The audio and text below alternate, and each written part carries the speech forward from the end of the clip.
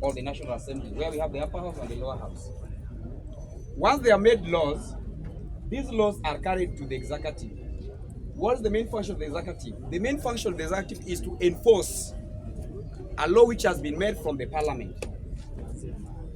Once these laws have been passed to the executive, they carry them to the people. They sensitize their needs and the importance of these laws. After that, should anybody break these laws that have been passed, this one proceed to the judiciary, where their main sole mandate is to interpret the law so that there is justice and fairness to the people. Back to your question, young man. You stated very well that these things were passed and you are not happy with them.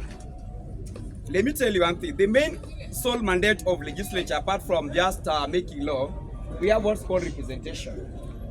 Being that we are a democratic country, an MP represent your wishes and your aspiration of the constituents. For instance, now, I'm a member from Alego Songa. In Alego Songa, my MP, Samuel Atandi, represent my wishes and aspiration to the national government. Whenever he talks, a total of 120,000 votes in Alego Songa constituency have been fully represented. Whenever he pronounces anything in the parliament, we believe that our needs, our interests, our failure have already been addressed there. So whether you are not happy or you are happy with the way the impeachment motion was passed, it was about representation. All of us, we can't fix in the National Assembly. We are almost 65 million, we can't fix there. And we must agree that we must delegate our powers to these people. Once we have delegated our powers to them, they are the one now to implement what you have given to them. Back to the current issue that is there in the court, according to the way my brother have already spoken. The Gachagua faction were very sure that, first they were sure with the Senate. They were not sure with the National Assembly. And they said that they will be given a fair hearing. And indeed, a fair hearing was given. Gachagua was there. He prosecuted his case. But the day that he was supposed now to explain thoroughly, he failed. And due to time, there are things we can't postpone. Their nature cannot allow us to postpone them. There are things the nature itself cannot allow us to postpone. An impeachment motion against the deputy president, we cannot allow that. We can't postpone that one now. We can postpone any other thing.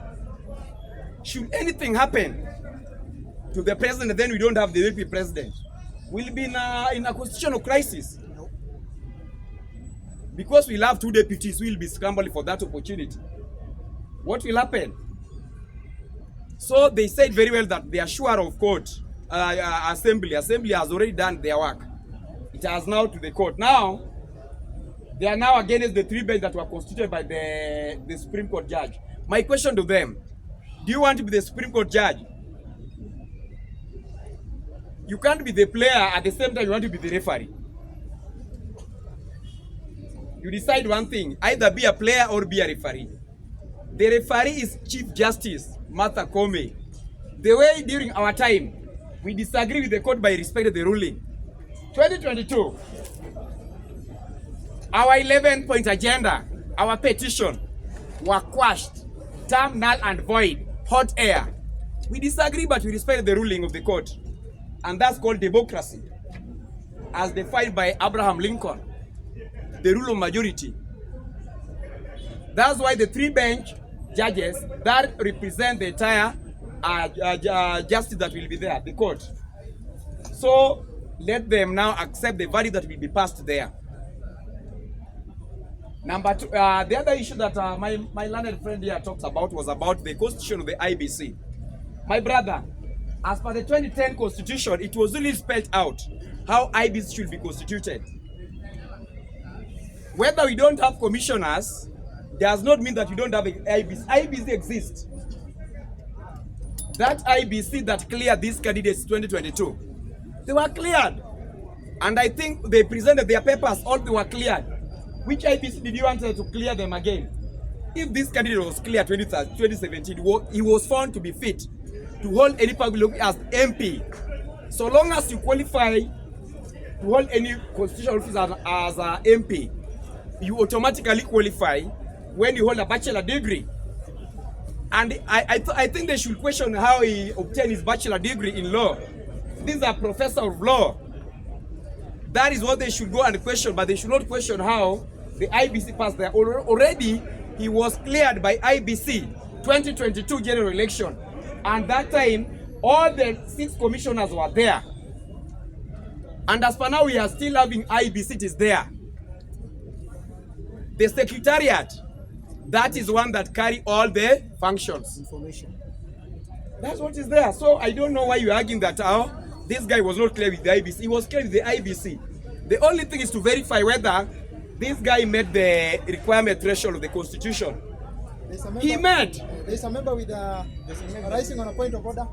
Yeah, point of order. Maybe you come this side, if you don't mind. Just stand close to it. Just stand close to it. Because you are rising on a point of order. Yeah. The current, be louder. The current speaker, yeah, he says that Kindiki was cleared by the IBC 2022. Kindiki never contested any seat in 2022. He never vied for any seat. So in 2022, he was not cleared. And it is so clear that the commissioners, not the secretary, the commissioners are the ones who clear somebody.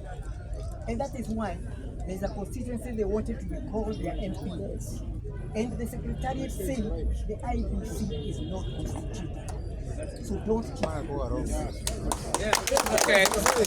Okay, let me remind Mzee, listen. Maybe you elaborate. I just want to elaborate. Listen. The secretariat is the employee of the IBC. I want to repeat. The secretariat is the employee of the IBC being led by the CEO, Marjan Hussein Marjan. The secretariat is the employee of the IBC. The commissioners employ them. The main function of the commissioners there is just to pass policies. Their main mandate there is about policy. These ones go and take and lead. You have to go and bring the election back in Kenya. What is your point of order? Your point of order. Your point of order.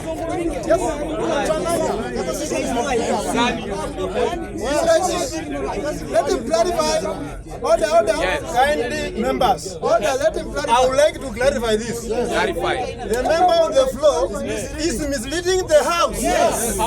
Currently, as we are talking here in Kenya, we've got 2 constituencies who doesn't have the MPs and several wards doesn't have the MCS. Why are we not holding the election? The election done. Why? Thank you. Can I answer Muze's question and his question together? Because they are very simple questions. These are house-fly questions. Number one, I want to be clear here. Let me simplify the ambiguity that is in the house. For me to clear this thing, you have to understand that now, when IBC was constituted, it was agreed that there shall be an independent electoral and boundary commission. First it was IIECC, the interim. After that, then it was changed to IEBC. And then it was agreed that now there shall be 9 members. And from the 9 members, they shall elect their chairperson. Then it was amended. When was it amended? It was amended in 2017 that from 9 members, let us reduce them to 6. And there was a clear reason why it was being amended like that. So from there, I want to understand this one, whether you take it to the court of law or court of justice. The justice that will be there, the question will be presented. Was there an IBC? That's the first question that they will. Was there an IBC in the Republic of Kenya? By the time Kindiki's papers were presented to them, to whom? That is it. And what I'm telling you, whether the commissioners are not there, the secretariat is the employee of the commissioner who are vetted by the commissioner. There is a role for the secretariat. There is a role for the secretariat. Which one? Who can clarify with you? The secretariat is vetted by the CEO. That is the secretariat. Their job is to implement. And the commissioners. The commissioners are policy makers. That's what is there. Can you wind up in the I am. As I'm winding up. Can you leave the member to wind up? I am winding up. Let him wind up. Yeah, let him wind up. As I wind up, sometimes you have to understand that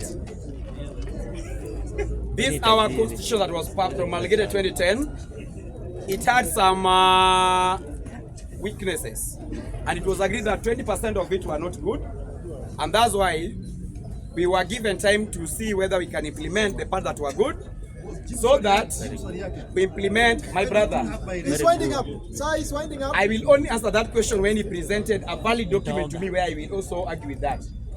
Without any valid document, I can't argue with the hearsay. For me to argue with him, I must have a valid document where it is written the way you are stating. You have it? My brother, you have to present an evidence to me. That's a straightforward. Back to the politics. As I wind up the politics. Order. As I wind up the politics. Come on here. Boys. I'm going to give you so that you know. As I wind up, I can't massage the ego of everybody here. This Kenyan constitution accepted majority and minority. Yes. And with that one now, the National Assembly, majority of them, 280, had their say. In the Senate, majority, 3/4 of them had their say. Now, honorable members, I will argue that now we become as we weigh the verdict of the IBC, or not, sorry, of the court. Whatever in court, we should not speculate it outside. Because now the case is active in court, and the lawyers of both parties are arguing, are presenting their cases to be heard before the 3 judges that were appointed by the judge, the High Court judge, by the Supreme Court judge. Let us now become as we the verdict. I know the verdict will be good, and we shall respect that. 2022, we never agreed with the court, but we respected their ruling. That's called justice. That's how justice is served under a democratic country. Last but not least, we need peace. There's point of information. We need information. Yes. Order. Yeah. Member, order. You are out of order. I don't know how to say I just want to inform my brother that the process we're dealing right now, it doesn't require a lot of research. We just need to work on what is the current. The current process at the station we are right now, it's either we make a distinction between is it political process or a legal process. But that is very simple. An impeachment is a political process. The only way we come to court to check whether it was conducted as per the law. Impeachment is a political process. Court will only come to confirm whether they follow the law or they didn't follow the law. So from there, they will pronounce themselves. This is a political process. What will you do if now court say it is okay? The same way you protested under the housing levy. The court itself already pronounced that it was collectively executed. The court only came to confirm whether the law was followed or the law was not followed. Yes. Whether the law was complied with or not. Impeachment is a political process. Take it to the bank. That's why the court says that we cannot interfere with the processes of the of the body of this arm, legislature. Their main function is to make, amend, approve, They did their part. Now the function of the judiciary is just to come to confirm. Did you comply with the law or not? Yes. Question, was the IBC there or not? I'm just saying that they will only come to confirm. And should they confirm that there was IBC, what will you do? And that's where the case collapsed. The case will collapse on Friday. So just expect it, because according to us, we always see where the wind blows towards. This wind, the way it is blowing, vile wakina Gachagua wameingia kwa mambo ya tiwada kuwa wakuwe judges pia. How can you be a judge at the same time you are a lawyer? Decide one job. Alienda akafanya ATP, advocate training program. Zuri akaelewa. You can only be one person there. You can only be a listener or somebody that is now also listening to the other side. So the lawyers of Gachagua, prepare yourself. Ongoya, you had a very big English.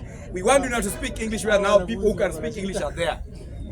We delegate our power to them. Sasa mzungumze Kiingereza, cross examination inakuja by Friday.